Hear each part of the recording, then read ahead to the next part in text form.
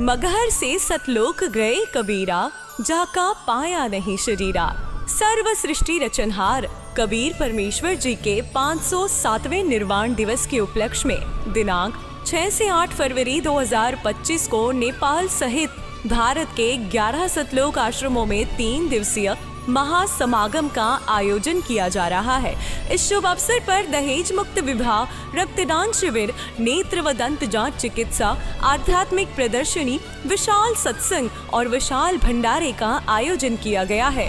आप सभी को इस अद्वितीय कार्यक्रम में सादर आमंत्रित किया जाता है। आपसे विनम्र आग्रह है कि अपने परिवार सहित इस कार्यक्रम में पधार कर इस आयोजन की शोभा बढ़ाए और जगत गुरु तत्वदर्शी संत रामपाल जी महाराज जी के सानिध्य में होने वाले इस विशाल सत्संग व अमृतमय भंडारे का आनंद प्राप्त करें।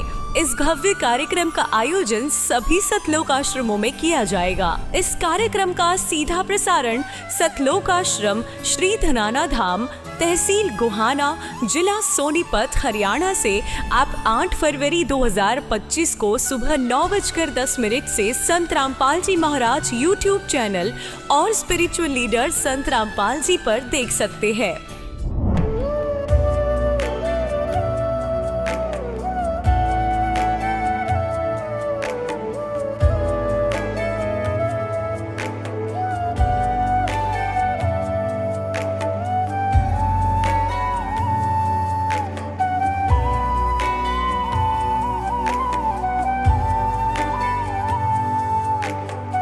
पूर्ण परमात्मा पाप कर्म दंड को भी काट सकता है।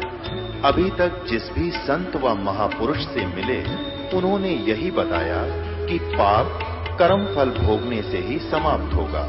वो प्रभु कौन है जो पाप कर्म को काट देता है, वो काल के बंधन से छुड़वा देता है।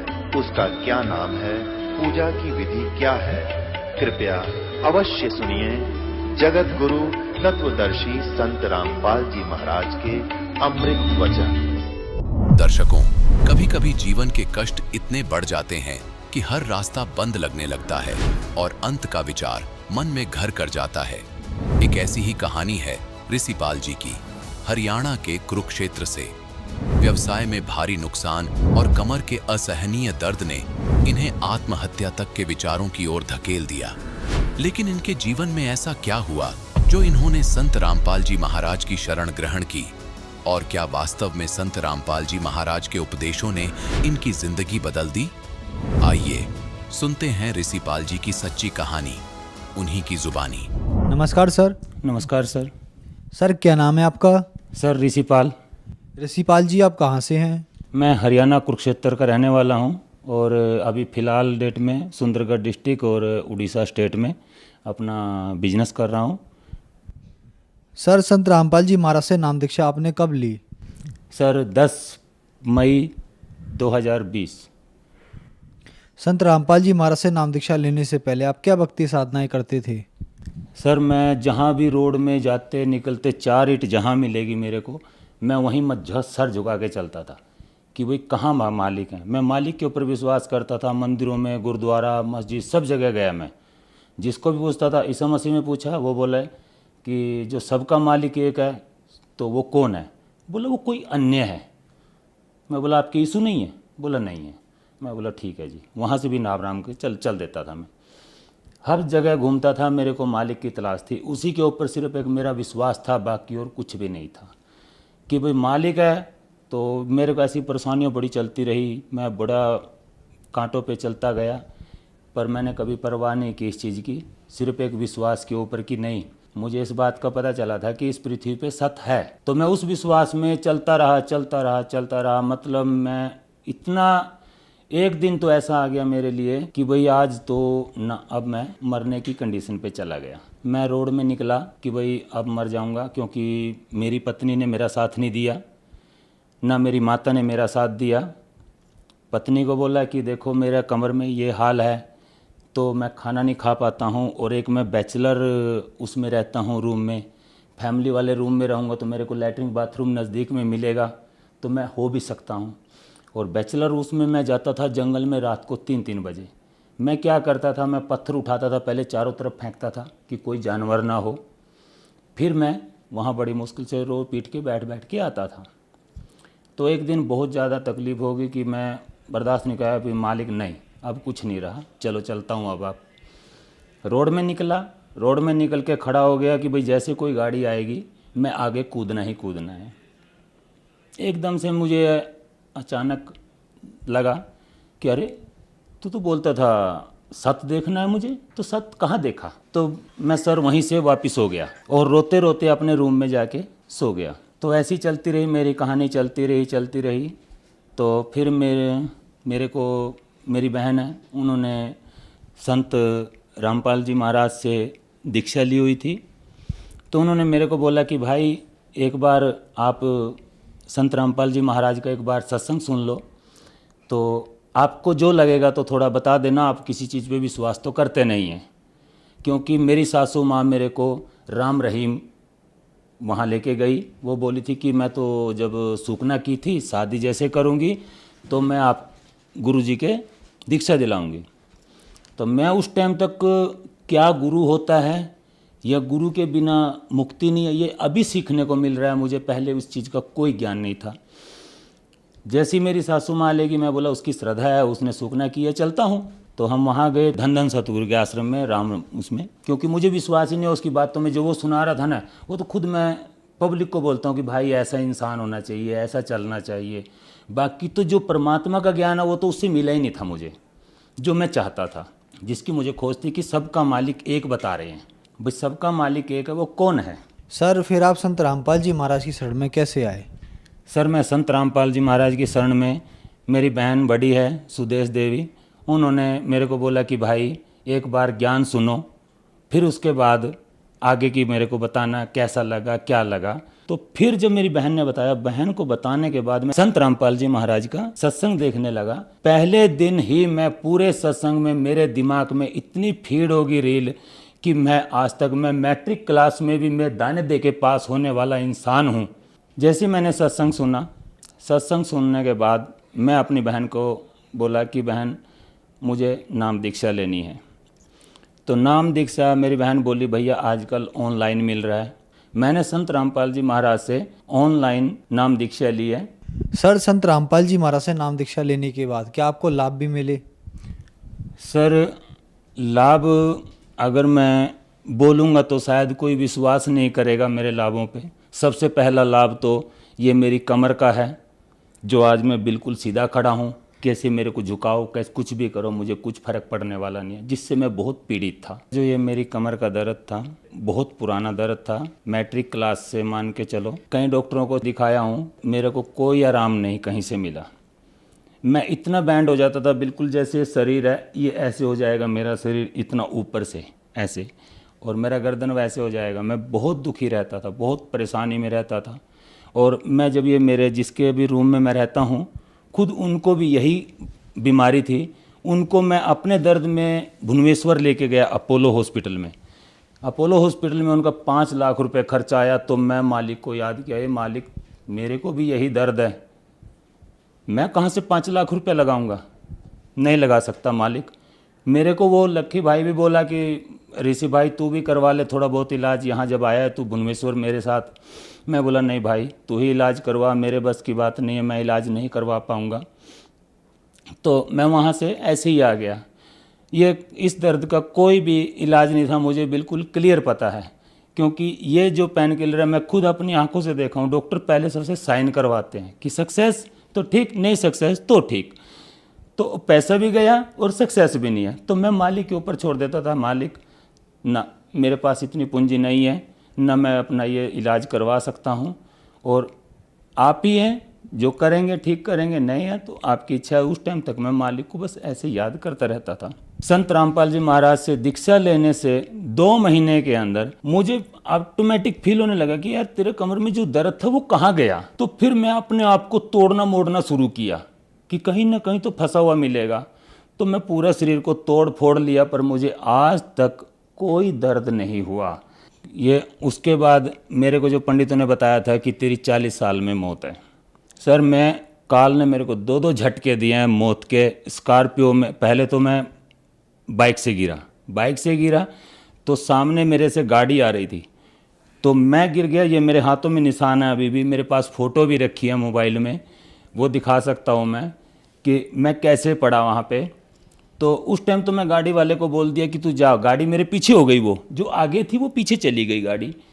तो मैं उस टाइम तो कुछ नहीं फील किया, चलो छोटा मोटा चोट आया ठीक है। तो मैं जो वो जिंदल वाला गाड़ी है उसको जाके मैं पूछने लगा, भाई साहब कल जब मेरा गिर गया था मैं रोड में, तो तूने क्या देखा? बोला भाई मैंने देखा कि तेरे ऊपर से मेरा गाड़ी निकल चुका है। मैं अपने आप को कुछ नहीं बोल पाया, मैं वहीं सुन हो गया, क्योंकि मैं सीन पहले देख के आया हूँ, बाइक गिरा के अपने उस स्टैंड को अपने को बना के। पर जब उसके मुंह से सुना तो बिल्कुल वहीं सुन पड़ गया कि नहीं, संत रामपाल जी महाराज समर्थ हैं, उन्हीं ने मेरे को ये जीवन दिया है। बिल्कुल मैं इतना क्लियर बोल दूंगा कि भाई हाँ, आज मेरे साथ जाके देख सकते हैं, पूछ सकते हैं। दूसरा चांस फिर घटना हुई मेरे साथ उसी 10 दिन के बीच में। टिंकू घाटी में मेरा 50 की स्पीड में घाटी में पूरा स्पीड में स्कॉर्पियो उतर रहा है, तो मेरा स्कॉर्पियो के ब्रेक बिल्कुल फेल, कोई पैडल काम नहीं कर रहा है ऐसे, बिल्कुल भी नहीं। तो मेरा एकदम से झटका गया, मेरे को सिर्फ मालिक संत रामपाल जी महाराज याद आए कि भाई ए मालिक, भाई मैं क्या करूं? तो भाई अब तो पलटना है, अब तो कोई बचने का चांस नहीं था हमारा। तो ऐसी जॉब करते करते मेरे दिमाग में सामने मेरे को पेड़ दिखा कि मेरे दिमाग में आया चल तो इस गाड़ी को ना साइड से पेड़ में ठोक दे, ताकि कम से कम गाड़ी टूटेगी, आदमी तो सेफ रहेंगे। तो जैसे ही मैं उस पेड़ की तरफ ठोकने के लिए रोड से उतारने लगा, तो साइड में लक्की मेरे को बोल रहा है, अरे तू क्या कर रहा है, क्या कर रहा है? उसकी तरफ मेरा कोई ध्यान नहीं गया, मेरा दिमाग में सिर्फ मालिक कि भाई आप ही हैं, जो भी कुछ है मैं कुछ नहीं कर सकता। मैं पेड़ में जैसे ठोकने लगा तो ये 2 उंगल का फैसला पेड़ में और मेरी स्कॉर्पियो में थोड़ा ऐसे जाम होगी, जैसे स्टैचू बन जाता है। जैसी बंद, मैं गाड़ी को एकदम से बंद किया, बैक गियर में गाड़ी को खड़ा किया और अपने संत महाराज रामपाल जी को याद करके चेयर पे बैठ के उस पर बैठे बैठे 2 मिनट तक नाम जपा, और उसके बाद मैं नीचे उतरा। स्कॉर्पियो का किसी को भी पूछ सकते हैं, अगर स्कॉर्पियो का एक बार तेल लीक हो गया ब्रेक का, तो उसके चारों चक्के में से एक चक्का भी काम नहीं करेगा। वो कैसे रुका वो मुझे ही पता है, मेरे संत रामपाल जी महाराज ने ही उसको रोका है। इतना बिल्कुल क्लियर कट है मुझे इतनी बात का। और फायदे जी, मेरी दुकान जो अभी मैं किया था धन के मामले में, आज मेरा चारों तरफ घर में धन भरा पड़ा है मेरी दुकान में, राशन। आज मेरी दुकान पहले कुछ भी नहीं थी, काम भी वही, और वही मेंटेनेंस अभी भी दिख रही है मेरे को, पर फायदा मेरे को कहाँ से दिख रहा है मुझे पता नहीं चल रहा। आज मेरा इतना फायदा दिख रहा है कि 1 साल 2 महीना मेरे को दीक्षा लिए हुआ है, तो 1 साल 2 महीना में मेरा आज आप जाके कारोबार देख सकते हो कि देखने वाले भी ये नहीं मान सकते मुझे। मैं खुद वहाँ पड़ोस में बोलता हूँ कि भाई मैं सबसे छोटा आदमी हूँ, सबका गरीब आदमी हूँ। आज मेरे पड़ोसी भी खुद बोलते हैं, नहीं तू झूठ बोलता है, तेरे पास तो बहुत कुछ है। सर, संत रामपाल जी महाराज से नाम दीक्षा लेने के बाद आपको बहुत सारे लाभ प्राप्त हुए, तो संत रामपाल जी महाराज से नाम दीक्षा कैसे ली जा सकती है? सर, संत रामपाल जी महाराज का बहुत सारे चैनलों में आज सत्संग आ रहा है, उनके नीचे एक पीली पट्टी चलती है, उसमें नंबर लिखा गया है, मोबाइल नंबर, उससे आप संपर्क कर सकते हैं। नामदान सेंटर जो आपका नज़दीकी होगा वहाँ आपको पूरा डिटेल दी जाएगी कि भाई आपके पास का नामदान सेंटर वहाँ है, और आप वहाँ जाइए और वहाँ से ज्ञान प्राप्त करें और संत रामपाल जी महाराज से दीक्षा लीजिए। धन्यवाद सर। धन्यवाद। दर्शकों, अभी आपने सुने संत रामपाल जी महाराज से दीक्षा प्राप्त करके सुखी हुए भक्त के अनुभव। अब देखिए जगत गुरु तत्वदर्शी संत रामपाल जी महाराज के मंगल प्रवचन। परमात्मा की महिमा गुणों में लिखा है कि परमात्मा हमारी आयु बढ़ा सकता है, हमारे जीवन में आने वाले संकटों का नाश कर सकता है। वो कर कैसे सकता है? जो उसकी साधना सत्य हो, शास्त्र अनुकूल हो, तब उनको सब राहत मिलती है। परमात्मा हमारी आयु भी बढ़ा सकते हैं, आपको वेदों में दिखाते हैं, क्योंकि शिक्षा का हमें एक लाभ है तो यही है कि हम सदग्रंथों को स्वयं समझ सकते हैं। और जब तक हम नहीं समझेंगे, कोई भी हमें बंडा दे, कुछ भी कह दे, हम उससे की मान लेंगे। जिस कारण से आज तक हम यह भटक रहे हैं और इन नकली संतों के पीछे लटक रहे हैं। ये देखिएगा, यह है ऋग्वेद, आपको दिखाते हैं ये कहां से प्रकाशित है। सर्वदेशिक आर्य प्रतिनिधि सभा, महर्षि दानंद भवन, रामलीला मैदान, नई दिल्ली से। उनके फोन और फैक्स नंबर ये है। ये मुद्रक है Prince offset printers, 1510 Pataudi house, Daryaganj, New Delhi से। ऋग्वेद मंडल नंबर 10,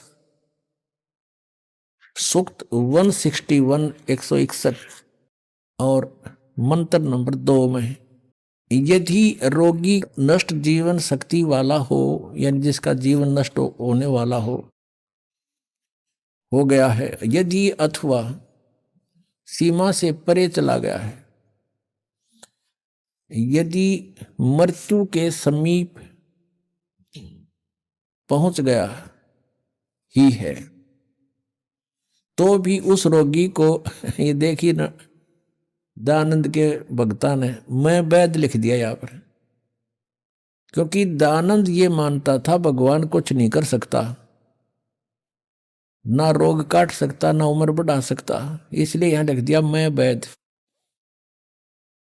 कष्टप्रद रोग के पंजे से छुड़वा लाता हूं और 100 शरद ऋतुओं तक जीने, यानी 100 वर्ष तक के लिए इसको बलयुक्त करता हूं।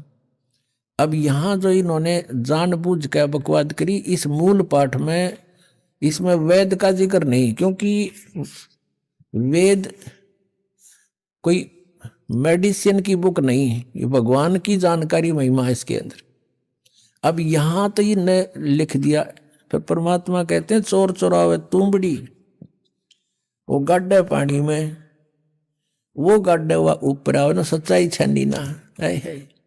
लेकिन कहीं ना कहीं परमात्मा ने इनकी आंखें बंद कर ही दी, जहां इन्होंने सच्चाई लिख दी, ना चाहते हुए भी लिखती, भगवान ने लिखवा दिया तो क्या लिखे थे ये देखना। ऋग्वेद मंडल नंबर 9, सूक्त 80 और मंत्र नंबर इसका भी 2। हे परमात्मन, आप उपासकों की आयु के बढ़ाने वाले हैं। यहां भूल गए वैद लिखना। देखा परमात्मा के चोर चोरावे तुमड़ी गाड्डा पानी में, वो गाड्डा हुआ ऊपर आओ ना, सच्चाई छनी ना। और दिखाता हूं इन्हीं के अनुवाद में, ये देखिएगा, एक और दिखाते हैं इन्हीं परमात्मा। देखो ये दास अगर आपको अनुवाद करके या बताओ वैसे तो नहीं जच्चे, क्योंकि ये आपका तो यकीन हो जा, पर ये होड़ ना दें, ये कहकर आपको भ्रमित कर देते कि रामपाल को संस्कृत ना आती, ये वेदों के अनुवाद करेगा। और यही हमारे भगवान कबीर साहब के बारे में इन्हें टांग अड़ाई थी कि कबीर अशिक्षित है, अक्षर ज्ञान नहीं, ये संस्कृत का मामला, ये सदग्रंथों को समझना इस जुलाहे के बस का कहां, ये झूठ बोलता है। और परमात्मा सारी सच्ची कहा करते थे। 600 वर्ष पहले ये बात बताया करते, तो दास आपको सदग्रंथों से रूबरू करा रहा है, और उन्हीं से आज परमात्मा ने ये अनुवाद करवा रखे हैं। इन्हीं के अनुवाद में परमात्मा ने दया बख्शवा दी। नन्नू कौन कहे मैं काल हूं, और वो भगवान कोई और है। गीता में सारे रेफरेंस दे दिए, मालिक ने कहा दिया, उसने पता ही नहीं वक़्त के बोल गया, और सच्चाई बुलवा दी दाता ने उस ब्रह्म काल तक कि वो परमात्मा तो कोई और है, और मैं तो काल हूं, सबको खाने आया हूं। जब तो नांडी पाक के कही थी कि यहाँ कोई मैंने टोकड़ियाँ नहीं कि मैं कह दूं, और कह दी सच्ची, अब हमारा काम आ गई। अब देखो ये ऋग्वेद है, इसका द्वितीय भाग है। ये लंबी बड़ी जल्द में है। ये प्रकाशक हैं पंडिता राकेश रानी, और ये कहाँ से छपा है? प्रधान कार्यालय वेद मंदिर महात्मा वेद भिक्षु सेवा आश्रम लेखराम नगर इब्राहिमपुर मुखबेलपुर दिल्ली। दूरभाष इतना दान संस्थान। और ये है इसका अनुवादक महात्मा वेद भिक्षु भारतेंद्र नाथ, और दान संस्थान करोल बाग नई दिल्ली से इसने इसका अनुवाद किया है। ये देखिएगा, ये है ऋग्वेद मंडल नंबर 10 सूक्त 161, ये 161 और ये दूसरा मंत्र इसका। इसने बहुत बढ़िया अनुवाद किया। सच्चाई, यदि किसी रोगी की जीवन शक्ति समाप्त हो, उसकी आयु ना रही हो, यदि वह सीमा से परे हो गया है, यदि वह मृत्यु के सन्निकट चला गया है, तो भी उसे मैं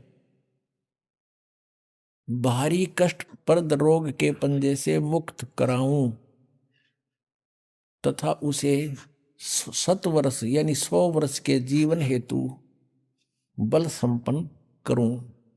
भावार्थ में भी सही लिखा है इसने, यदि रोगी की जीवन शक्ति समाप्त हो, यानी उम्र खत्म होगी, वो आयु हो रही है और उसका रोग सीमा से पार हो गया है, तब भी परमात्मा उसे इस कष्टप्रद रोग से मुक्त कर 7 वर्ष यानी 100 वर्ष का जीवन दे सकता है। अब बिल्कुल सही लिखा है पर, क्योंकि परमात्मा की महिमा है, या किसी वैद्य की और दवाइयां की किताब नहीं है। ये देखिएगा ऋग्वेद मंडल नंबर 9 सूक्त, ये 80 का है, यहाँ 82 गलत लिख रखा है यहाँ, क्योंकि यहाँ से शुरू हुआ है 80 से और आगे 82 अलग होता है। ये यहाँ से है, ये 79वां सूक्त समाप्त हो गया, ये 80वां चल पड़ा। और इसका ये 2 मंत्र यहाँ है, यहाँ आगे 82 शुरू हो जाता है, इसलिए 81 यहाँ लिख दिया उन्होंने, 81 भी पूरा हो गया। तो ये ऋग्वेद मंडल नंबर 9 सूक्त 80 है, ये 81 यहाँ 81वां है, ये 80वां सूक्त यहाँ समाप्त होता है। यहाँ देख, ये इसके दूसरे मंत्र में ऋग्वेद मंडल नंबर 9 सूक्त 80 समझो 80। हे परमात्मन, आप उपासकों की आयु के बढ़ाने वाले हैं, जो कि तुम। बिल्कुल सही किया इसने। अपने आत्माओं, हमने उस परमात्मा की शरण ग्रहण करनी है जिसके गुण वेद गावें। परमेश्वर स्वयं कहते हैं, वेद मेरा भेद है, मैं ना वेदन के माही, और जौन वेद से मैं मिलूं ये वेद जानते ना ही। इन चारों वेदों के अंदर कबीर परमेश्वर कहते हैं मेरा ही गुणगान है। अपने द्वारा रची हुई सृष्टि को परमात्मा ही स्वयं आकर बताते हैं। वो क्या बताते हैं कि आप यहां कैसे आकर फंस गए इस काल के जाल में। जब तक हमें ये बात गहराई से नहीं समझ में आवेगी कि हम कैसे काल के जाल में फंसे, एक पल का भरोसा नहीं, ना जाने कब और के बिजली गिर जाए इस गंदे लोक में। हम एक प्रजा हैं, यहाँ के राजाओं की दुर्गति, अचानक मृत्यु देखकर हमें यह विश्वास हो जाना चाहिए कि ये लोग ठीक नहीं। लेकिन हमारे ऊपर इतना प्रेशर है इस काल भगवान का, हम सोचने की ट्राई भी करते हैं तो हमें इतना टाइम नहीं। और जब ये मृत्यु हो जाती है, टाइम में टाइम कुत्ता बन के सैर सपाटे कर, कदे इधर घूम रहा, कदे इधर खका ठा रहा है, सारा दिन चैन नहीं। एक भक्त अपने मित्र से कहा करता कि आज सत्संग में चलेंगे। पहले दोनों मित्र थे, जब ये ज्ञान समझ में आने के उपरांत वो अपने मित्र से कहता है कि आओ सत्संग में चलेंगे। वो कहता भाई फुर्सत नहीं, टाइम नहीं मेरे पास। और मित्र का फर्ज बनता है कि वो रह रहकर उसको बताता है कि ये बाद में पछताएगा।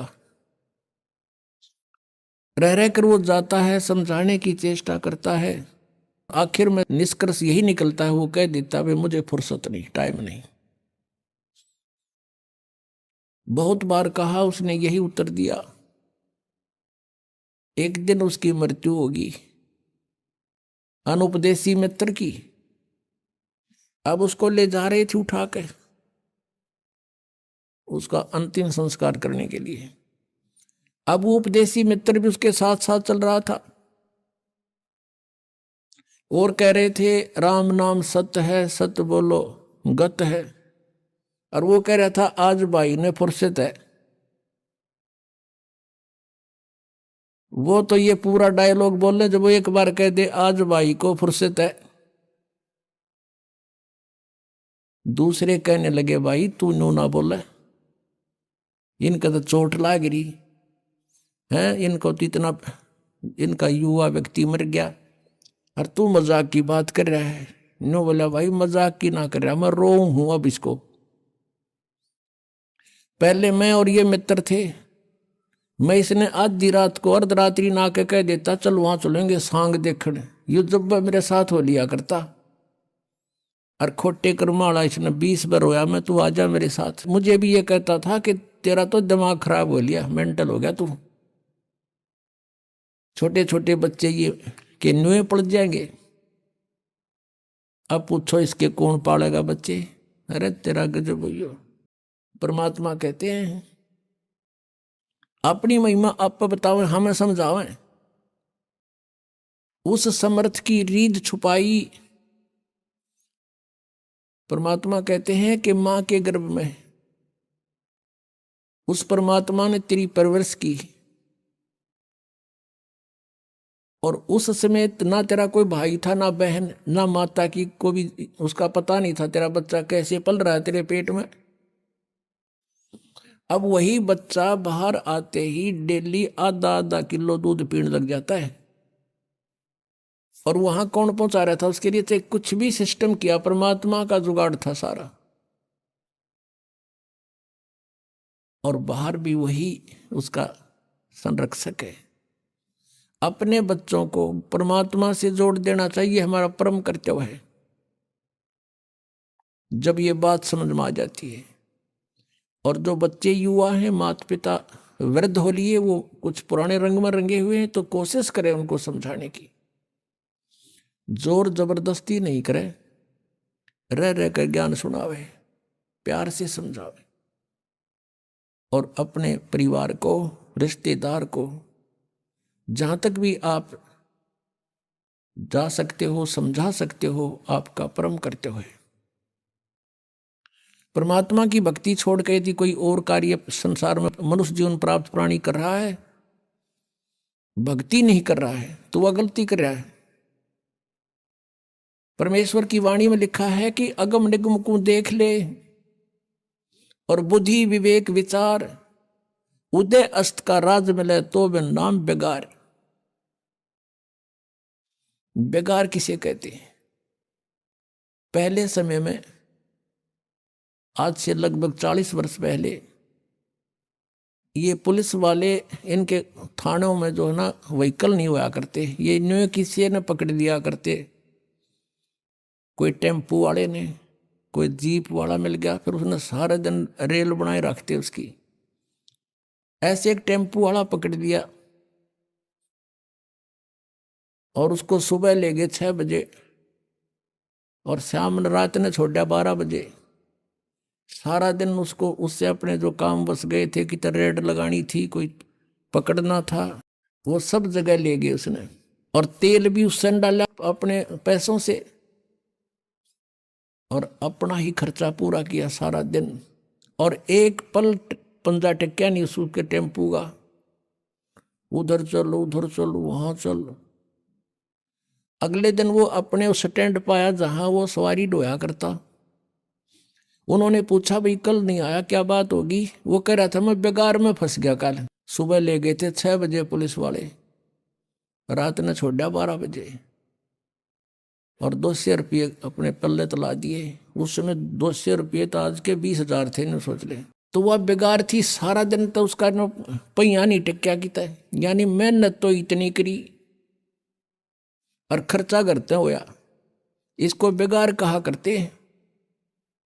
आज कोई राजा बना है, कोई मंत्री, मुख्यमंत्री, प्रधानमंत्री,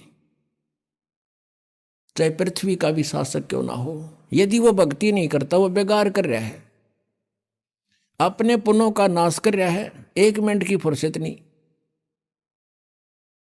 परमात्मा कहते हैं 3 लोक का राज जीव को जय कोई दे, लाख बधाई के कर जय नहीं नाम तेने। कबीर सब जग निर्धना, धनवंता ना कोए, धनवंता सो जानियो जिस पे राम नाम धन होवे। परमात्मा कहते हैं ये सारा संसार निर्धन है, ये धनवान नहीं है, और जिस आधार से तुम इसको धनवान मानते हो ये उसका है नहीं। परमात्मा कहते काया तेरी है नहीं, या कोठी कितने हो, या माया कहां से हो, चरण कमल में ध्यान राख, इन दोनों ने खो। या काया भी नासवान, या कोठी भी तेरी नहीं, या कार तेरी नहीं, फैक्ट्री तेरी नहीं। ये मन में पल्ला गांठ लगा ले, पक्की धारणा कर ले, फिर रहे कोठी में, शरीर में भी रहना जब तक लिखा हुआ है मालिक ने, और दया करेंगे और बुढ़ा भी देंगे। यदि भक्ति करना चाहोगे तो फिर सब कुछ होते हुए भगवान की भक्ति अवश्य करना पड़ेगा।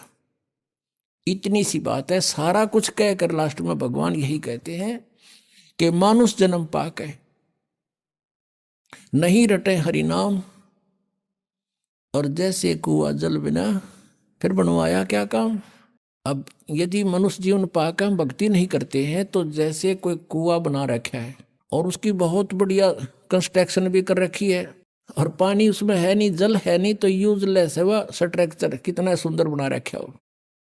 ऐसे ही उसका नाम कुआ अवश्य है लेकिन गुण कुएं के नहीं। इसी प्रकार मनुष्य के जीवन की तुलना करते हैं परमात्मा कि जो भक्ति नहीं करते वो जल रहित कूप समझो, यानी नाम मनुष्य है लेकिन गुण मनुष्य के नहीं। तो इससे आप समझ गए होंगे कि मनुष्य जीवन किस लिए प्राप्त हुआ है, इसकी आवश्यकता क्यों है। नहीं तो एक मनुष्य जीवन की जगह पर एक और पशु पक्षियों का बन जाता। ना लाइट की जरूरत थी, ना बिजली बनानी, ना जहाज बनाने, कुछ भी जरूरत ना थी। मनुष्य जीवन की आवश्यकता परमात्मा पाने के लिए है, और ये वैसे नहीं मिलता। मानुष जीवन दुर्लभ है, मिले न बारंबार, बहुत ही दुर्लभ है, तो इसका लाभ उठाना। अब मनुष्य जीवन पा करके हम परमात्मा का ज्ञान समझ सकते हैं, परमात्मा को पहचान सकते हैं। तो पुण्यात्माओं, सबसे पहले हमें यह जानना अनिवार्य हो गया कि हम यहां कैसे फंसे, यहां क्या औचित्य अपने जीवन का। आज सारी सुविधाएं आपके पास हैं और राम बुलावा आ गया, फिर क्या करेंगे, क्या काम आई हमारा ये सारा जीवन जिसके ऊपर निछावर कर दिया। परमात्मा कहते हैं भक्ति बिना क्या होते है, भरम रहा संसार, रति कंचन पाया नहीं, रावण चलती बार। सर्व सोने की लंका थी वह रावण से रणधीरम, एक पलक में राज बिराजी जम के पड़े जंजीरम। सर्व सोने की लंका थी, हम तो कोठी बढ़िया बना लेंगे कि तो उसकी बढ़िया चिप्स चाप्स लगा लेंगे, वो तो सोने की बना रहा था, श्रवण की, गोल्ड की। और चलते समय कहते हैं एक रति सा, एक ग्राम भी साथ नहीं ले जा सका। तो फिर हम क्यों डले ढोरे यहां पर। इसके पीछे एक बहुत बड़ा षड्यंत्र है यहां के भगवान का। भगवान माने स्वामी का, वैसे भगवान नहीं है, यहां के मालिक का। अब जो परमात्मा की डेफिनेशन, परमात्मा की संज्ञा, उपमा, वो यहां सब पर लागू हो जाती है। वो अपने को फिर सभी स्वामी, भगवान, मालिक कवान लाग जाए। जैसे कोई अधिकारी है, उसको भी साहब कहते हैं, और जो मंत्री है वो भी साहब कहलाता है।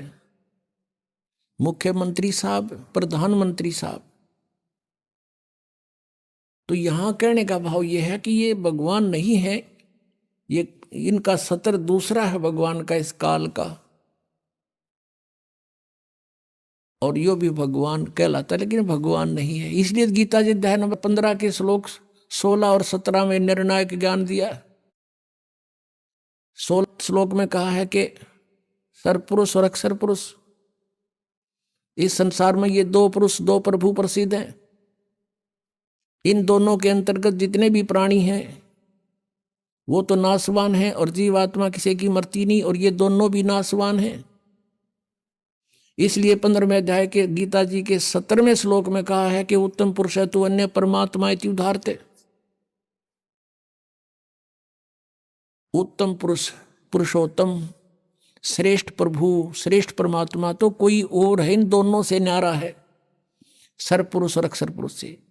वो तीसरा कौन है? गीता जी अध्याय नंबर 8 के श्लोक नंबर 1 में अर्जुन ने प्रश्न किया कि आप जी ने जो 7वें अध्याय के 29वें मंत्र में गीता जी में कहा है कि तत्परम को जानकर, सारे अध्यात्म को जानकर और सब कर्मों से परिचित होकर के प्राणी केवल जरा और मरण से छूटने का ही प्रयत्न करता है। उस तत्परम को जानने के बाद एक व्यक्ति यहाँ के संसार की किसी वस्तु की डिमांड नहीं करता।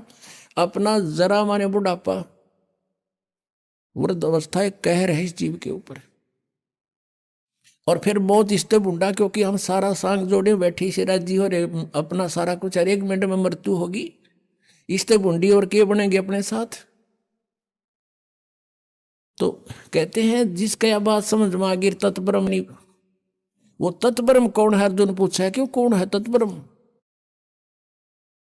वो परमात्मा कौन है? 8वें अध्याय के 3 श्लोक में गीता ज्ञानदाता ने उत्तर दिया, वो परम अक्षर ब्रह्म है। यानी गीता ज्ञानदाता से अन्य है कोई। उसी के विषय में गीता जी अध्याय नंबर 15 के श्लोक नंबर 17 में बताया है कि उत्तम पुरुष है तू अन्य है, वो परम अक्षर ब्रह्म है। इन दोनों से न्यारा है सर पुरुष और अक्षर पुरुष से, और वही परमात्मा इति उदाहरते, उसको भगवान कहा जाता है। परम माने श्रेष्ठ, अच्छी आत्मा। और ये अच्छी आत्मा के काम है, किसी का बेटा मार, किसी बेटी मर, किसी कैंसर हो रही, पूरे परिवार के परिवार नष्ट हो जाते एक एक्सीडेंट में, 100 बहाने करके ये रोज खाता है। तो ये एक परमात्मा के काम है, ये श्रेष्ठ आत्मा के काम है। ये स्वयं कहता 11वें अध्याय के 32वें श्लोक में, तो काल हूं भाई, अब काल तो हमने से टिंडे देगा जैसे देने लाग रहा है।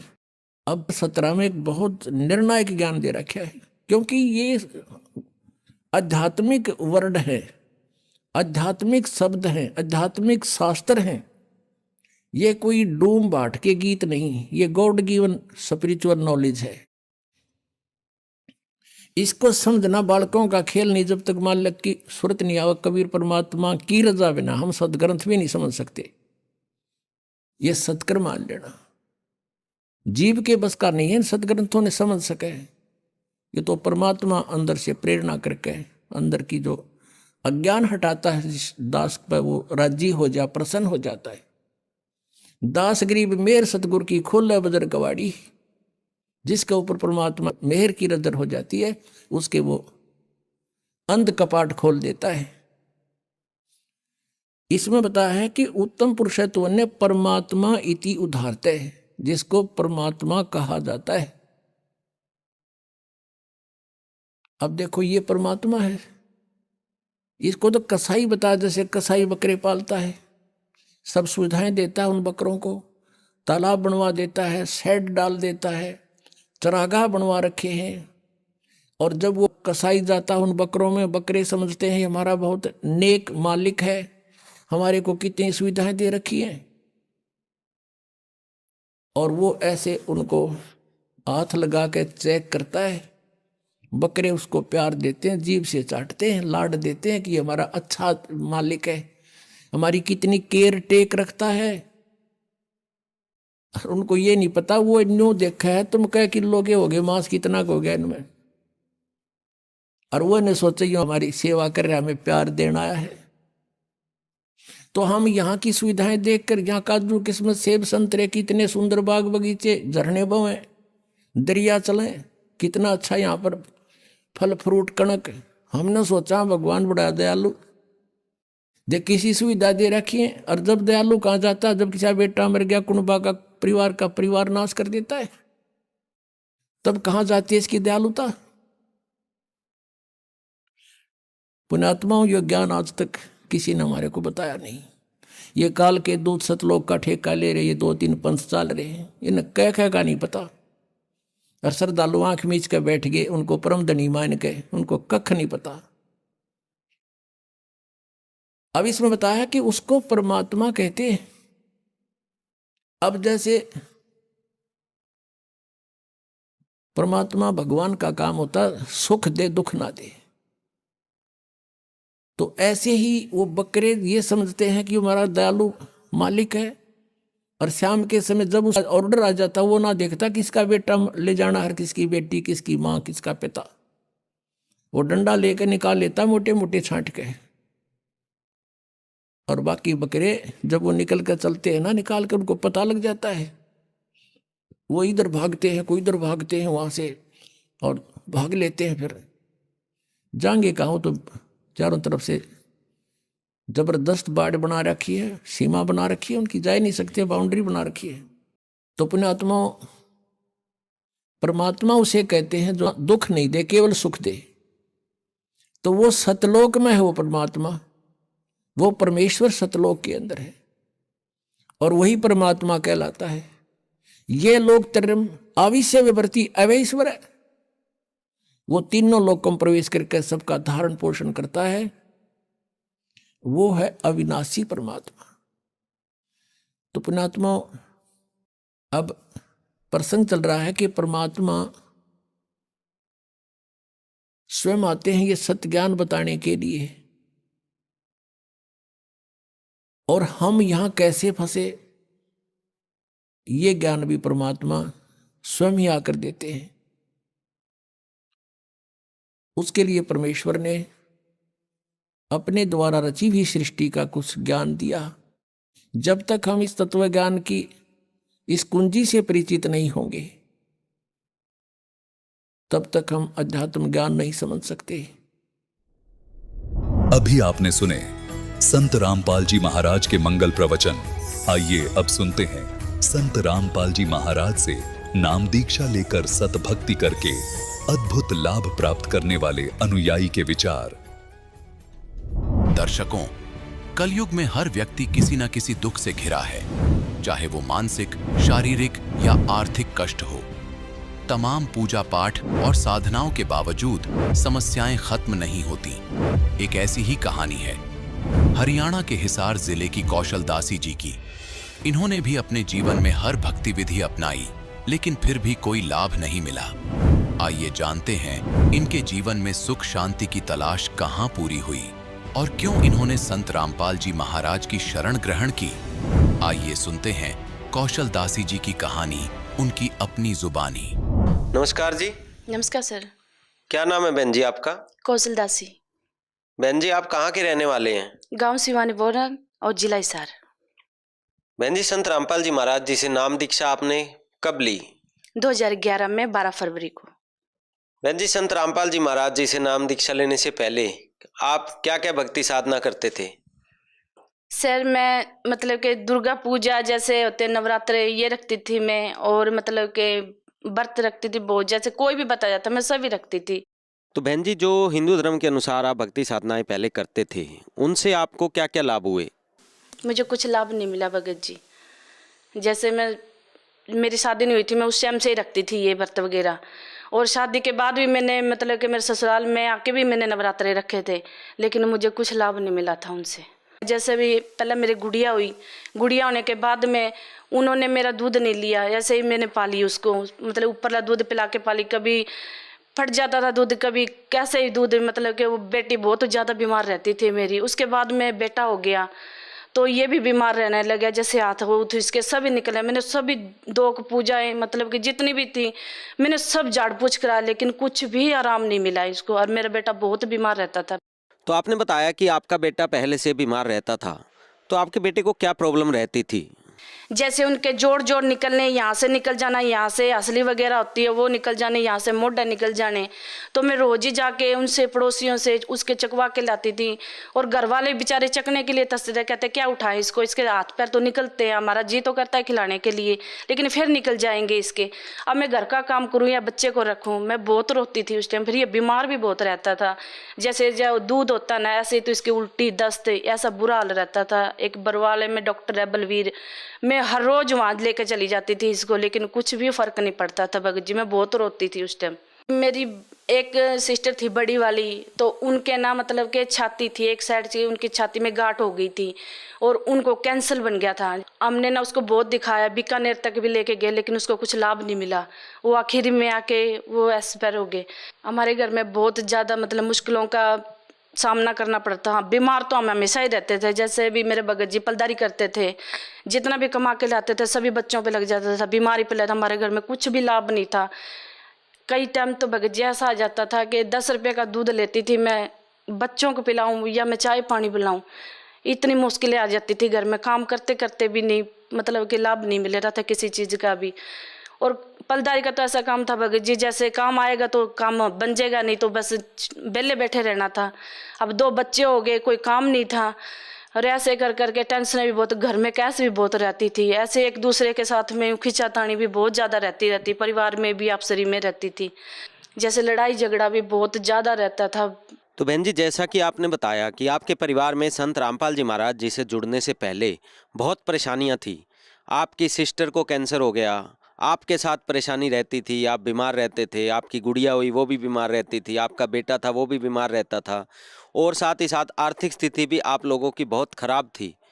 तो इन सब समस्याओं से जूझते जूझते संत रामपाल जी महाराज जी के बारे में आपको जानकारी कहाँ से मिली? संत रामपाल महाराज जी की जानकारी, जैसे मेरे चाचा जी थे, उन चाचा जी की प्रेत बाधा थी, तो वो पहले ही आए थे परमात्मा की शरण में। आने के बाद में फिर उन्होंने मम्मी को बताया भी ऐसे ऐसे करके, जैसे मेरे बेटा हुआ था भी उसका जलवा पानी भरवाना था, तो वो मना कर गए थे कि हम नहीं आएंगे आपके यहाँ पर भाई, जैसे हमने तो नाम ले लिया। तो मैंने बोले मैं खाना तो खाओगे? कह रहे थे नहीं हम खाना नहीं खाएंगे भाई, हमने तो नाम ले रखा है। तो बस हमें पता नहीं था इस चीज़ का, तो वो आ तो गए थे लेकिन उन्होंने खाया पिया कुछ नहीं था। और उसके बाद में फिर चाची जी आए हमारे पास में, चाचा जी मतलब के मालिक की चर्चा करने लगे पापा के साथ में। फिर मम्मी भी चली गई, करी मैं देख के आऊँगी। फिर उन्होंने नाम दीक्षा ले ली। आने के बाद में फिर वो बताने लगी भी ऐसे ऐसे करके कि आप बहुत वहाँ पर परमात्मा आए हुए हैं और आप चल के तो देखो भी बच्चा बीमार रहता है, शायद ठीक हो जाए वहाँ जाने से बाद में। मैं कहा मैं नहीं जाऊँगी, वे तो कहते हैं सभी देवी देवता छुड़वाते हैं, और मैं तो शुरू से भी देवी देवताओं की पूजा करती आ रही हूँ।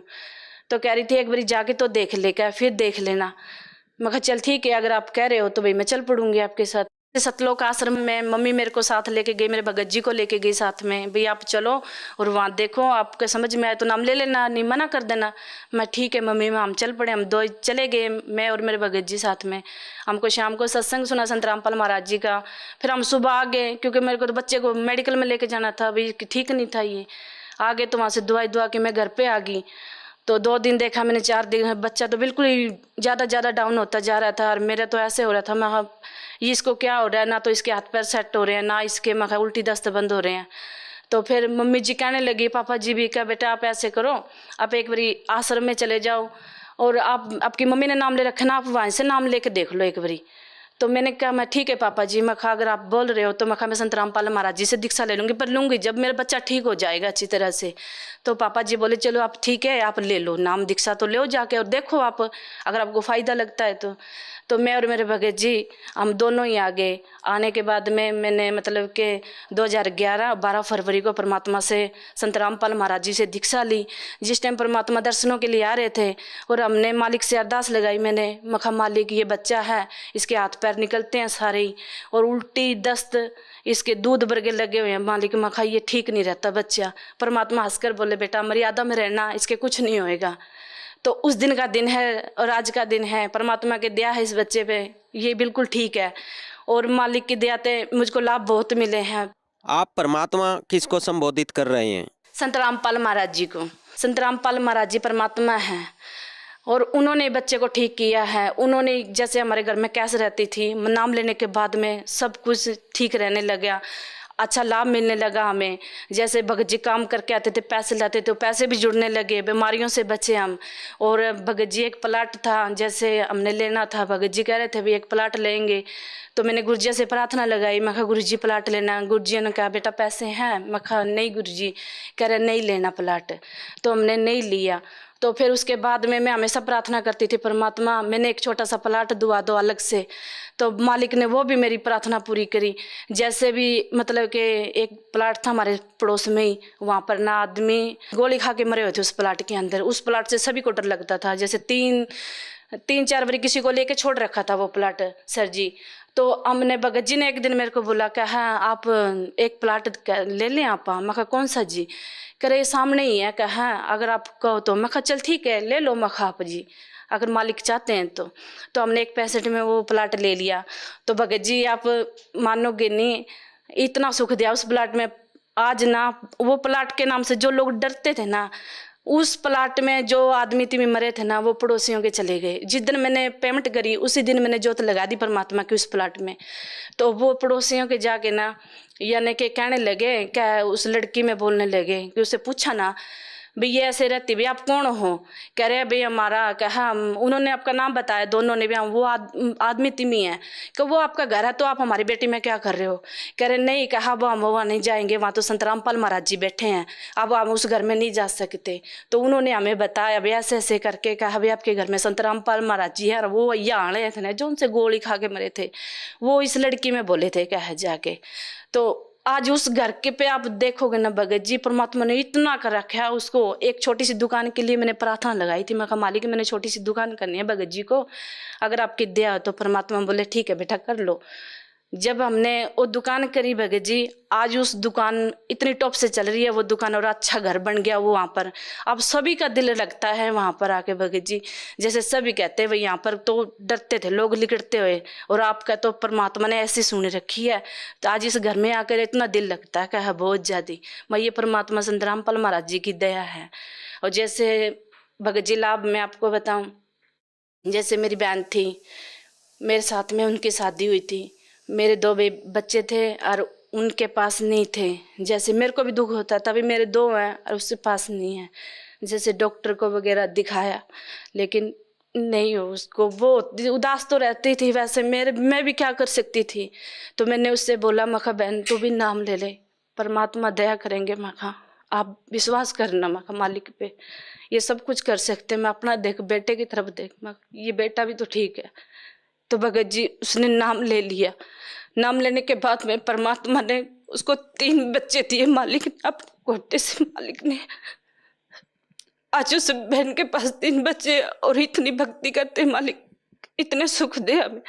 और वो उसी का घर वाला, मेरी बहन जिसके साथ में शादी हुई है, वो गाड़ी लेके जा रहा था भगत जी, और गाड़ी पलट गई। पलटने के बाद में खाई में गिर गई गाड़ी, और उसमें सत्संग लगा रखा था उसने। फोन आया कैसे ऐसे गाड़ी पलट गई। तो भगत जी मेरे को घर छोड़ के कह रहे हम वापसी जा रहे। मैं कहाँ जा रहे हो आप? क्या कोई नहीं, गाड़ी खराब हो गई, वहाँ जा रहे हम। मैं ठीक है भगत जी। जब मेरे को बाद में पता चला भी ऐसे ऐसे करके उनकी गाड़ी खाई में गिर गई थी, तो मैं मालिक से प्रार्थना लगा थी, मालिक आप तो सुख देते हो परमात्मा, पर ये इतना बड़ा ये कैसे हो गया परमात्मा। जब वो वापसी आए ना, तो मैं भाज के गई उसके पास, वो हंसने लग गया था ना। मैं बोली, मैं भाई तेरे को चोट तो नहीं आई? कह रहे नहीं भाभी मेरे को चोट नहीं आई, मैं तो ठीक हूँ। क्या खाई में मैं इस तरह चले गया, आगे कुत्ता आ गया था और वो गाड़ी के ब्रेक नहीं लगे, वो एक साइड पे पलट गई। तो अंदर का मालिक का सत्संग चल रहा था, और उसने ना अंदर से ही राड चक्के वो शीशा तोड़ के वो बाहर निकले है। बाकी सारे पड़ोस के जितने भी थे वहाँ देख रहे थे, वो सभी भाज के आए भी इसमें गाड़ी में जो आदमी था वो नहीं है। जो देखा नहीं, बोले नहीं मेरे को कुछ नहीं हुआ, मैं ठीक हूँ। और परमात्मा की दया से सत्संग चल रहा था अंदर में, तो गाड़ी का शीशा तोड़ के बाहर आ गया क्या, और दूसरी गाड़ी में भर के ले आएंगे कपास के। तो भगत जी मालिक ने हमें यहाँ भी बहुत सुख दिया, परमात्मा ने बचाया हमको। और मेरे भगत जी थे, जैसे सिलेंडर लेने के लिए जा रहे थे, आगे से बस आ गई और बग्गी आ गई, उसके बीच में मोटरसाइकिल लगा और जो चलाने वाला था वो गिर गया। और मेरे भगत जी को कुछ भी नहीं पता, मेरे भगत जी तो आराम से बैठे और उसको बाद में बोल रहे कि भाई तू गिर क्यों गया? कर भाई आगे से बग्गी में लगे, इस साइड बस आ गई और मैं गिर गया क्या। और मेरे भगत जी आके बता रहे आज मालिक की शरण नहीं होता तो मैं पता नहीं क्या हो जाता। और रात को उनको सपने में भगवान दिखाई दिए, कह रहे मैं समुद्र में डूब रहा था, परमात्मा ने मेरे को हाथ पकड़ के निकाला।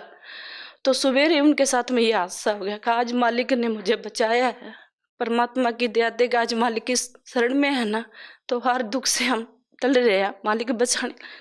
तो इसी को भगवान कहते हैं। भगवान सर जी, हमने इतनी पूजा पाठ की जैसे कोई अंत नहीं है। मैं बहुत पूजा करती थी शुरू से ही और मेरे को कोई लाभ नहीं मिल रहा था। जिस दिन से मालिक से जुड़ी हूँ उस दिन से पता लगा मेरे को सुख।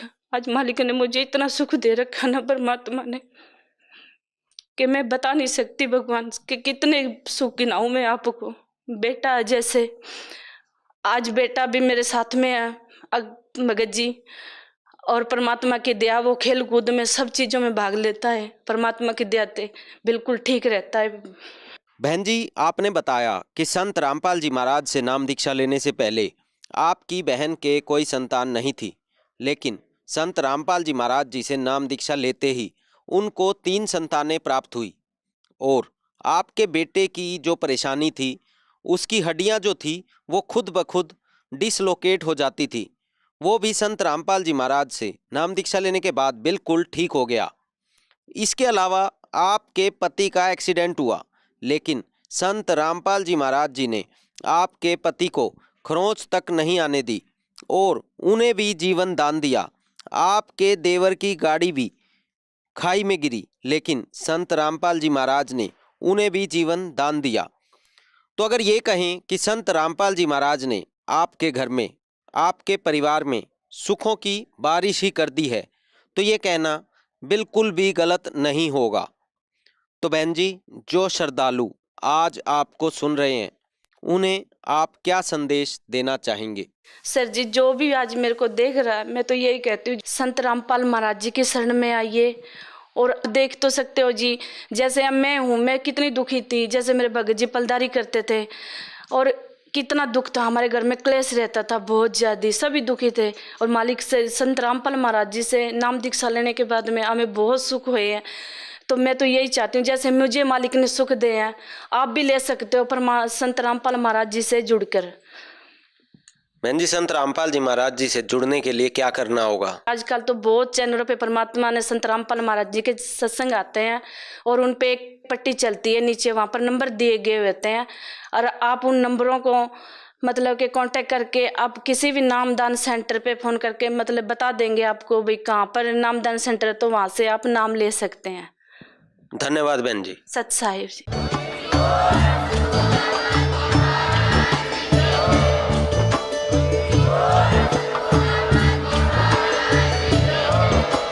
आप सुन रहे थे जगत गुरु तत्वदर्शी संत रामपाल जी महाराज जी के मंगल प्रवचन। अधिक जानकारी के लिए विजिट कीजिए हमारी वेबसाइट www.jagatgururampalji.org। संत रामपाल जी महाराज जी के शुभ आशीर्वाद से पूरे विश्व भर में 500 से भी ज्यादा नाम दीक्षा केंद्र हैं, जिन पर संत रामपाल जी महाराज जी द्वारा ऑनलाइन निशुल्क नाम दीक्षा दी जा रही है। अपने नजदीकी नाम दीक्षा केंद्र का पता करने के लिए संपर्क करें 8222880541।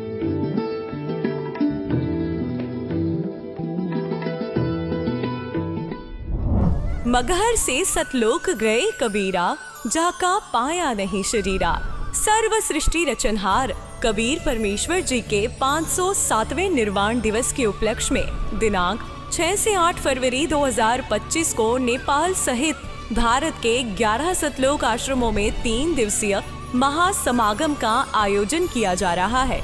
इस शुभ अवसर पर दहेज मुक्त विवाह, रक्तदान शिविर, नेत्र व दंत जांच चिकित्सा, आध्यात्मिक प्रदर्शनी, विशाल सत्संग और विशाल भंडारे का आयोजन किया गया है। आप सभी को इस अद्वितीय कार्यक्रम में सादर आमंत्रित किया जाता है। आपसे विनम्र आग्रह है कि अपने परिवार सहित इस कार्यक्रम में पधार कर इस आयोजन की शोभा बढ़ाएं और जगत गुरु तत्वदर्शी संत रामपाल जी महाराज जी के सानिध्य में होने वाले इस विशाल सत्संग व अमृतमय भंडारे का आनंद प्राप्त करें। इस भव्य कार्यक्रम का आयोजन सभी सतलोक आश्रमों में किया जाएगा। इस कार्यक्रम का सीधा प्रसारण सतलोक आश्रम श्री धनाना धाम, तहसील गोहाना, जिला सोनीपत, हरियाणा से आप 8 फरवरी 2025 को सुबह 9:10 से संत रामपाल जी महाराज YouTube चैनल और स्पिरिचुअल लीडर संत रामपाल